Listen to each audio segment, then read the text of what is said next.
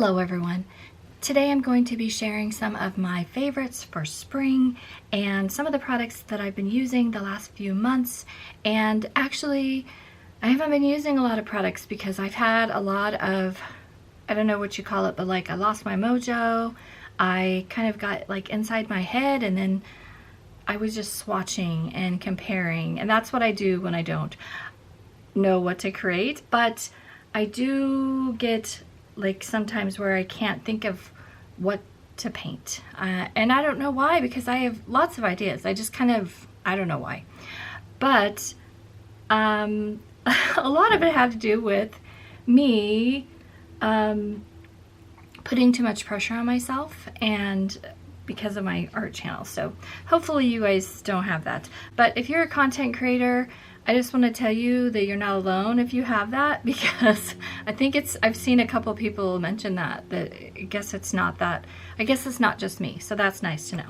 So, but I wanted to tell you how I got out of it and then we'll get going. I like to get my cheapest products, usually the ones that I don't even think I like, because I don't have to worry about wasting them. I'm pretty much deciding if I even want to keep them anymore. I did purchase this Van Gogh set because I love the case, and that's mostly why.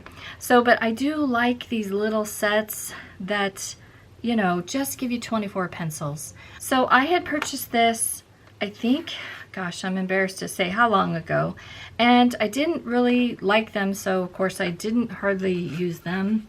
And I thought, I need to decide if it's time for these to go.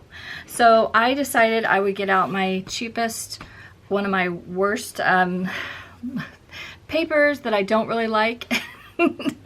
I had traced this, gosh, like 2019, and I didn't really like the way that it worked with watercolors or anything. I went and I swatched the color pencils, and it's pretty colors, and I love seeing color. I do. It's very inspiring to me just to see colors. That's why I like making swatches so much. When I don't know what to paint, just the colors inspire me and make me so happy. But they didn't actually make me want to go color with them. But I thought, why don't I try to paint this, because this is very inspiring. And I went and grabbed another product that I needed to use and find out if it needs to, like, if it can stay in my studio or if it's time to get rid of it. And that is the little chunky woody Stabilos. They come in the cheapest, most awful case, and now I need to find a better way to store them, because look, they're getting ruined. This breaks my heart. I purchased these, I think, during 2020 because Fran Hall is an artist from Germany. She shared this one little pencil on her Instagram, and that's all it took for me to run and try to find out. I didn't know what this was. I love the way it looked. It looked so pretty in her picture, and I thought, I need that in my life. And of course, I didn't want to spend $3 on one when I could get the whole set for, I think it was $25. I went to find these and finally found what they were, and they are essentially kind of a water media. They're made for children, so that's why they come in such a god-awful case, but they are actually really fun. To me, they weren't quite as good as the Caran d'Ache Neocolor 2s. They're kind of similar, but they weren't quite as good to me. And then Lindsay the Frugal Crafter had made a video sharing that like this much of it is wasted. So of course I put these aside. It's really silly. I have them. I should use them. Doesn't mean I have to buy them again. So I finally thought I should just use these and see if I like them. And if not, then I can give them to my daughter or go ahead and donate them. And so I wind up having so much fun using them and created this. And I had so much fun because I was, you know, I wasn't creating anything for a YouTube video. I didn't do it exactly like this, but I did as good as I could, and I really loved, I did pull up another reference photo as well, and I really loved all the color in this I don't even know what this is. It looks like an evil tower. And I really just kind of lost myself painting and creating for fun, and that's all it took for me to really like remember that this is why I love art. It's just fun, and I don't have to worry about making a perfect masterpiece or anything like that. And sometimes I really get like, I don't know, I'm very hard on myself. So sometimes I forget that it's just supposed to be fun, and I had so much fun creating this, and I didn't even finish it yet. But one tip I wanted to give you is I took a water brush and was able to pull the pigment off and do the little strokes. Was really fun. I think I hadn't really created any artwork in like a month, which is really, I mean, I paint every night, but I hadn't actually created anything. Then that made me go and get my beautiful Caran d'Ache museum aquarelles, and I did a lot of the detail in with them. And again, I was using, I took out quite a chunk of it. I don't know if it's coming through.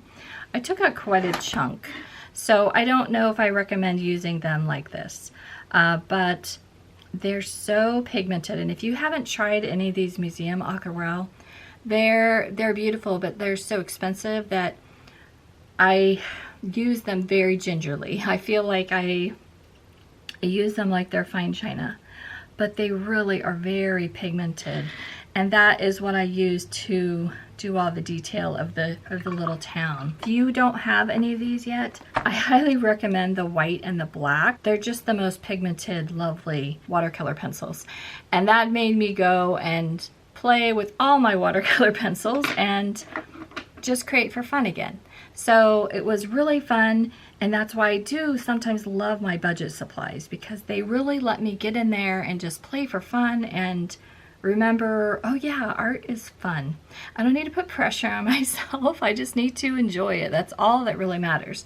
But for some reason, sometimes I kind of forget that. Another favorite that I've used recently is this paper from Sketchbar. They're calling it a revolutionary paper. It's a double-sided, but it's the first paper that I've been able to use with alcohol markers that hasn't bled through. And this is what I created. But this paper is by far the best paper I've found to use with alcohol markers, because nothing bleeds through. I do have a review for these markers if you'd like to check that out here on my channel. And I just colored in this flamingo, and then I did the background and the rest of it later because, you know, it took hours and hours. I did several layers on here, and look at this. Absolutely nothing bleeds through. Look at that. Nothing. I mean, you cannot even tell I drew on the other side. There's no indentations, anything.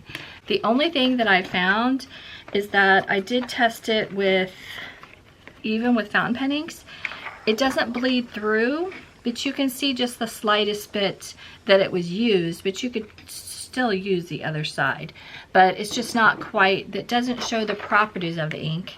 So it's not going to show the sheening and shimmer quite like they are, quite like a Tomoe River paper does. Personally, I like the smaller sizes, so I found this on Amazon, and I purchased this myself. This is just me swatching. This is how much bleed through comes through just one layer on my regular paper. So I was really glad to find that, and hopefully and so I think that will help me use alcohol markers more now that I've found this paper. My next favorite is, I was so excited to find this. So if you guys know, I love to use a little Lazy Susan. This is a bamboo one because it's pretty and I could use it all the time. And then I love to set a round palette because it fits well on my desk, and I love painting on porcelain or ceramic. I really don't like to mix on anything else because it just, I don't know, it's not as nice to me. I believe 5 years ago when I fell in love with watercolors and began buying all the things, that's the first thing I went to do, was find a deviled egg platter because I knew it would be great and fit my brushes well, because I use larger brushes, and I absolutely loved it. And I shared that here on my channel. It seems every bit as good as the previous one I got, so I was really glad to find it. But I even liked it more. It came with two. I filled this one. This is what it looks like when it's all filled. So, but the only problem that I had with this previously was it didn't have a lid. So I stored it in my cabinet, but I allowed the paints to dry, and then, oh, these are very sticky still. I mean, I love this palette. I love that it fits on my little turntable. I can have it right here on my desk all the time and just paint and have so much fun with it. But then I went and they don't have lids, and so that was a big problem because I have a dog and she sheds. And so I have to put this in my cabinets and try to find a way to store it in a cabinet. But I went and got in my Christmas dishes and found this little charger, and it is what you use like at Christmas, and you put another plate. It's plastic, but it fits perfect on top. And so now I'm actually, because this slants down, I'm able to keep one there. I'm able to stack another one on top, so I can have my Asaro paints in here, and then underneath I can have my Michael Harding paints under here, and so it saves me room on my desk.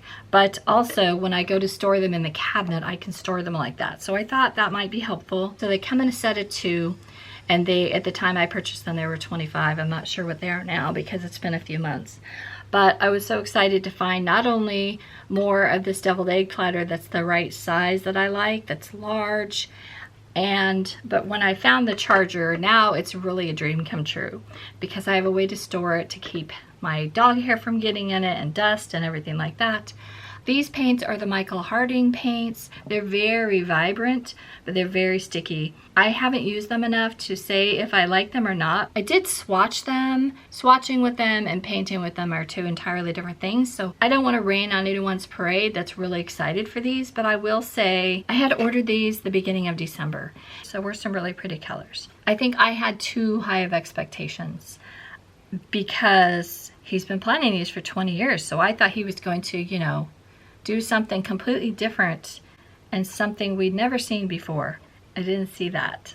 I'm not saying they're not nice, they're lovely, but initially when I first swatched them, I was just a little bit disappointed because I just kept thinking, honestly, I just kept thinking these are just like M. Graham with a lot of inspiration from Daniel Smith.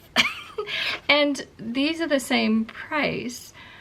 We can get that from Roman Schmal at a much more affordable price. So I need to paint with them more, but I will say I wish I would have tried more unique colors, but I really thought I was expecting to be wowed. I was expecting this to be like my new favorite paint, so I wanted all the colors. Tried these, and you have some favorite colors. I'd love to know your favorite colors. I want to love these. Don't get me wrong, they're very nice. I hope when I paint with them, I completely change and fall in love with them. And maybe there's some colors that I didn't get, but I'm not able to go get them yet because in the US they're not for sale yet. I think that mostly I was perplexed because I thought maybe he made Moon Glow, maybe he made it different. He calls it Moonlight, but it's the same exact pigments that Daniel Smith uses for Moon Glow.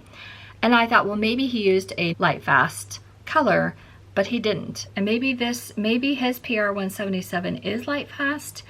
I'm not sure.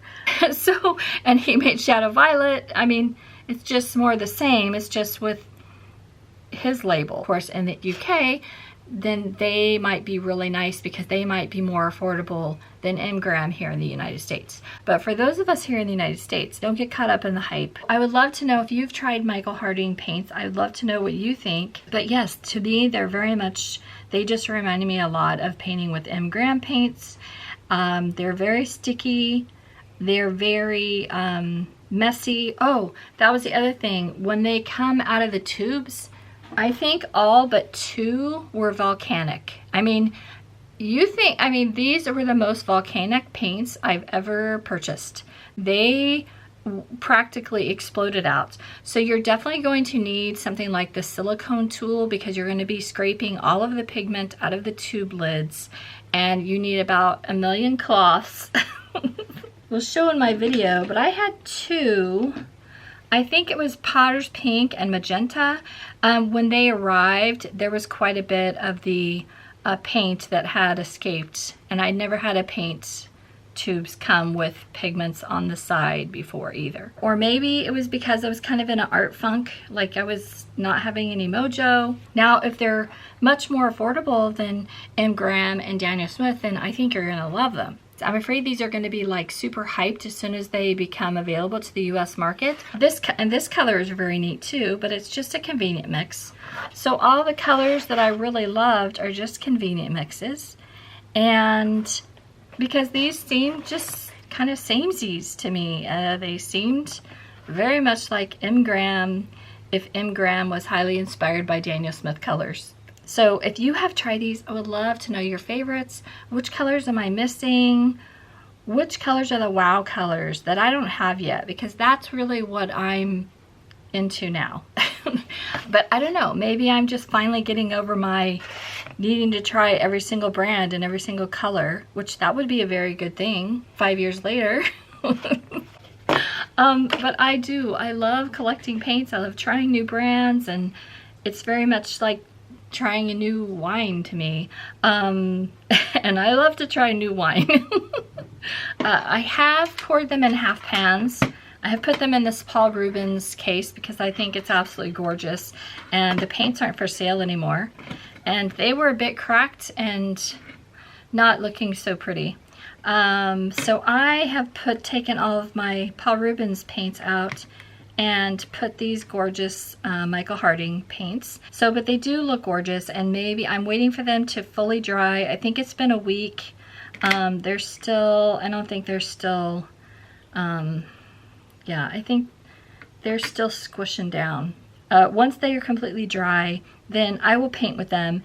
I hope after I paint with these, then I completely change my mind. I just want to caution people from getting too like buying for fear of missing out if these are hyped, because I expect these to be the new product that's hyped everywhere, and you really don't want to buy for that reason. I find art so exciting and trying all the brands very exciting, but we all like different things, and I finally got around to trying this beautiful, beautiful palette, Monet Blue, I think is how you would say it. They're from Italy. They come in this most gorgeous case. It's very heavy, but it's an actual beautiful enameled case. I purchased the 36 set when it was on sale at Jackson's sometime last year.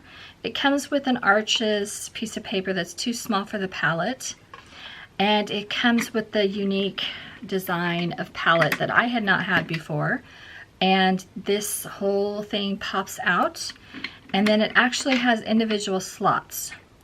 I will say, I think this was another thing I was kind of a little, I hate to say disappointed. They have reformulated their whole line to have single pigment paints, which I was excited about. And they have some beautiful colors, but their color selections are a little odd. Like they have an ultramarine it's really a violet, it's not an ultramarine.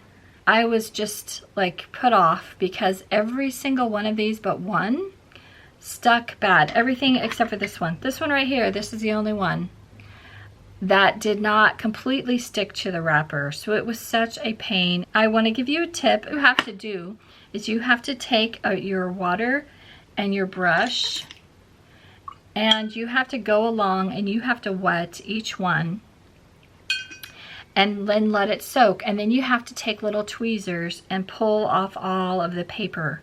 Like 4 or 5 of these that they had weird bubbles when I swatched them, and it looked like they had mixed soap in the formula or something. And I changed my water after the first one to make sure, and I changed my brush. I changed my water and my brush, so I know it wasn't me. But yeah, it was a weird bubble formula. So yeah, these got put on hold, and I need to paint with them too. I started with a little trial set, and you get, I think it was 5 colors. I really enjoyed these, the tube formulation. Tube paints are easier to re-wet, and they're dried pans. They must put them on the conveyor belt and pour the paint and then wrap them immediately before they've dried. So that makes the paper stick to the pan. I find the palette is a bit hard to open, but it's the most gorgeous palette I've ever used. Very glad I have this palette, but honestly, I prefer the tube version of this brand so far. If I had it to do over, I would have only purchased the 24 half pan set when it was on sale, because that would have given me this gorgeous palette that I wanted and some colors to try, so I could try the half pan version. Now I'm going to go again and paint, but the weird bubbles, they were weird. There were some pretty colors in here, but personally I prefer paints that I don't have to pre-wet, but this is one you will want to spray before you use them. I can't wait to experiment more with these and see if maybe I'm wrong. Maybe I'll love the half pans as much. I couldn't recommend this high enough. I loved all these colors, and I thought the value is definitely there for this small sample set that I think I can't remember if I got this at DickBlick or Jackson's. When I don't know what to paint, I love all my supplies, and so I swatch and I test and I compare. I had so much fun painting with these Gallo swatches. That is definitely one of my favorites. It was so glorious. I love making art friends here on YouTube. So happy that one of my friends here on YouTube, DJ, she told me about a few Schminke palettes she knew I would be brokenhearted if I didn't find out about, and she also shared this shop that I had never heard of, and I will link it in the description box. I'm gonna say it wrong, Art Miranda, and I'll link it below in the description box. Thank you so much, DJ, for sharing that shop with me. I've only ordered from them one time, but everything went great. They have some things that I have never found before that I was really looking for. Mostly dot cards from other companies. So they have wonderful dot cards. So they have the dot cards for Rosa Gallery, and they're really not too expensive. They have a dot card for Holbein. This is a trial sheet number 2. They have different ones. I think they were out of stock of the other one. The only thing about this one's disappointing is the watercolor paper they put this on is pretty yellow instead of white. You see how yellow that is? So from Holbein, I can finally swatch out more of the Holbein watercolors. They even have a set of this, the whole set of White Night paints. And I know a lot of people don't like White Night paints right now, but they bring me sentimental feelings because they were affordable, but they worked really well. You know, since the war and everything terrible happening, can't get them at Jackson's anymore. But this is going to be so fun to swatch out. So I was very glad to find that. They also had the Mission Gold. This is huge. Look at this. It's like it won't even fit on my camera. And this comes in this, I've already opened this, so it's not going to be as pretty as it was when I got it. But look at this. They have the weirdest thing. I need to look again to see if they have the pure pigment, because that's what I would be interested in. But this is the Mission Gold class. And look at this. They put it on huge, and it's watercolor paper. But it's huge. After I found those dot cards, I have not used my White Nights since the war broke out, which is sad because I have them. I should use them, but you know, with everything going on right now, I didn't. So after I found those, I was like, I really do love those paints. So I went to look at them, and unfortunately had to share. I was so sad to find that I've taken them all out of the metal palette. This was the 35 set I was able to get on Amazon before the war started. Look at what's going on. All of these pans have It's not, I don't think it's molds, but somehow the metal was reacting with the honey. And so I took them all out. This was, I got this from Amazon, but quite a few of these were doing that. So I took them out of the metal because it was where the metal was contacting the paints is where it was happening, but quite a few, about half of these have that. I've tried scraping it away. I'm gonna like put these in timeout, make sure that it doesn't grow, to make sure it's not some kind of mold. I'm pretty sure it's just something about the metal getting corroded because of the honey, but I don't know for sure, so I just kind of put these to be determined later. So but that made me go check the rest of my paints in a little bit of a panic, because I don't want anything to happen to all my beautiful paints, because I've used these palettes because they're so pretty, the color is so pretty, and they were affordable. I've used them for other colors, and I've also used a lot of the China, a lot of the palettes that I thought were pretty that I ordered. They're made in China, and they came with cheap paints that I donated, and then I used the beautiful palette to store my Roman Schmal. And I noticed it on my Roman Schmal paints as well. You can see here, there was some there. I'm not sure, it seems like there was about 4 of these. I was able to scrape most of it off, and it doesn't look like it's something that's growing.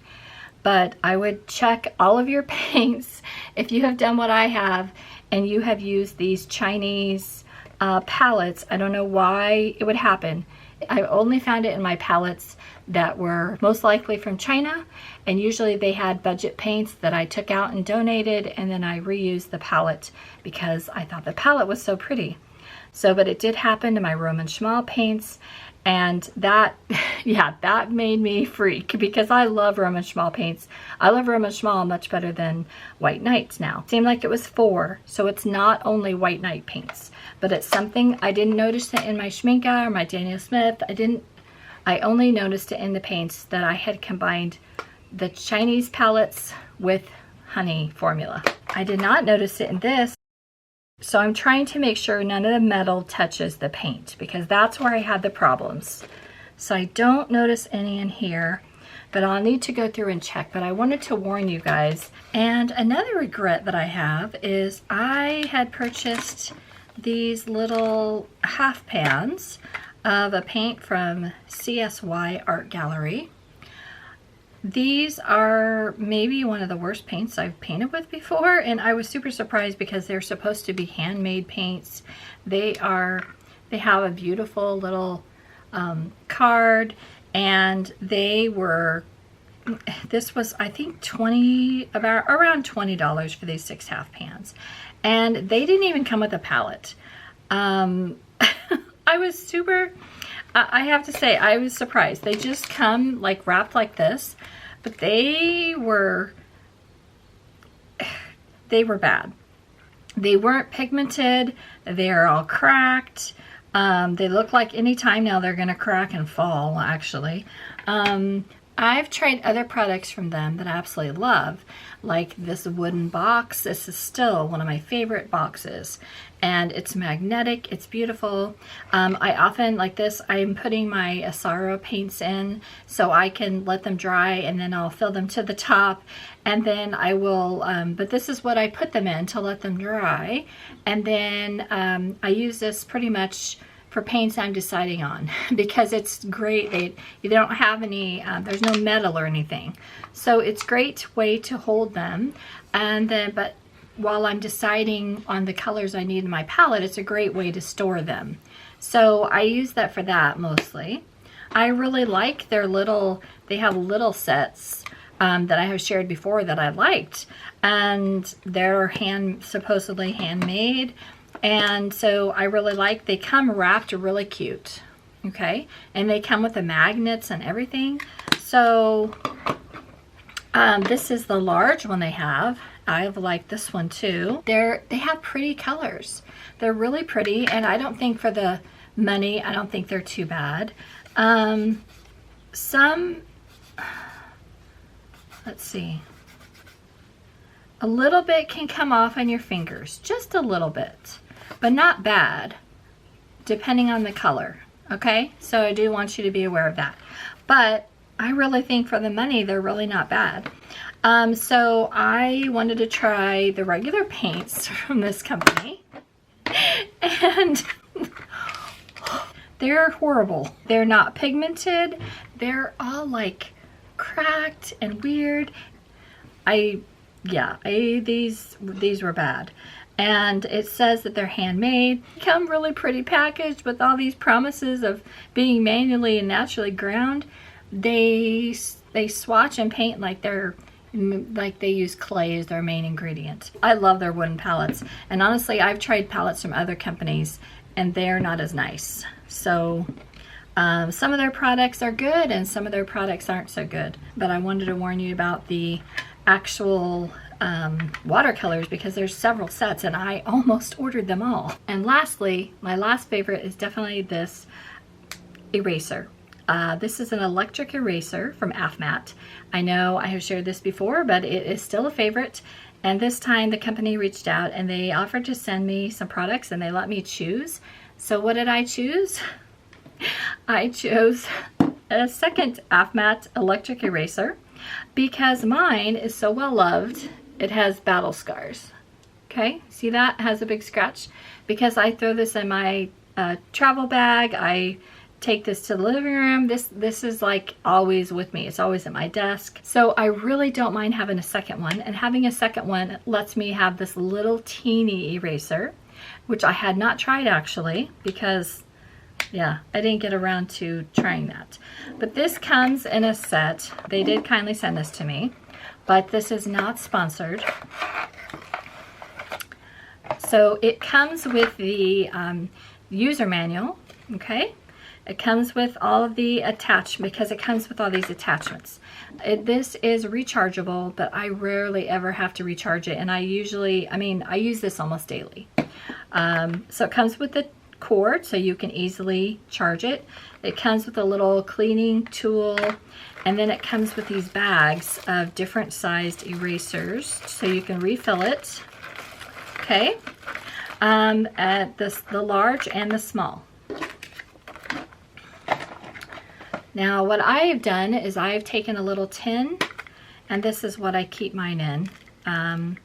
So here's my other lid, which I usually don't keep the lid on, to be honest. I live dangerously and I leave the lid off.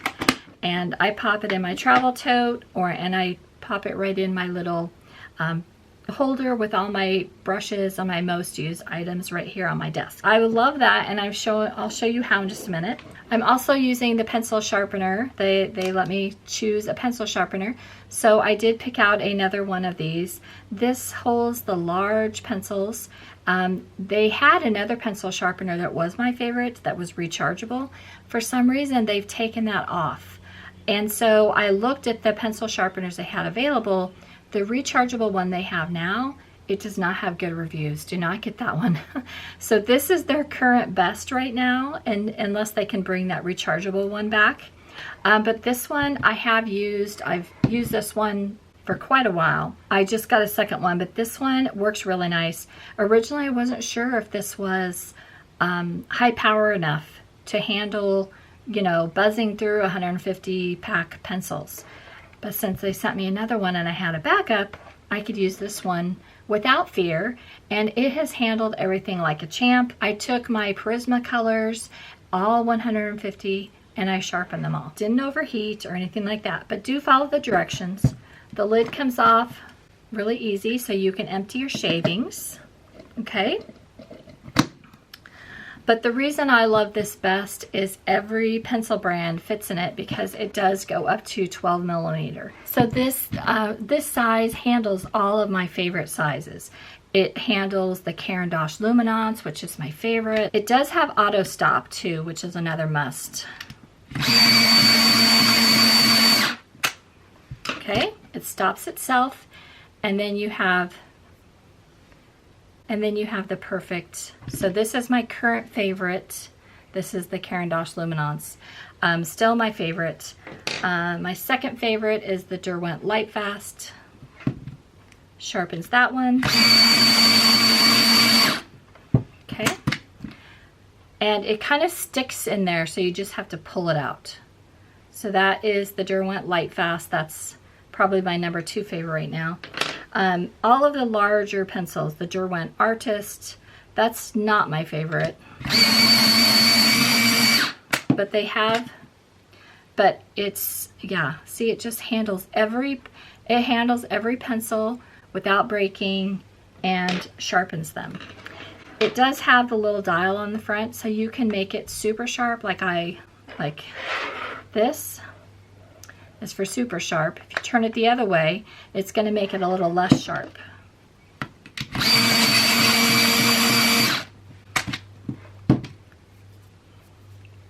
See that?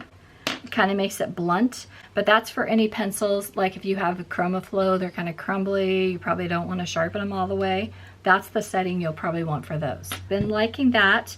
So after I was done painting this, it really did get me out of art block because it just made me remember how fun it is and that I don't need to put so much pressure on myself. I wanted to use my Arches travel journal, and I was able to go in, and usually something expensive like this will take me a long time to use because I will think I need to have an idea, the perfect idea for the perfect picture, for the perfect painting.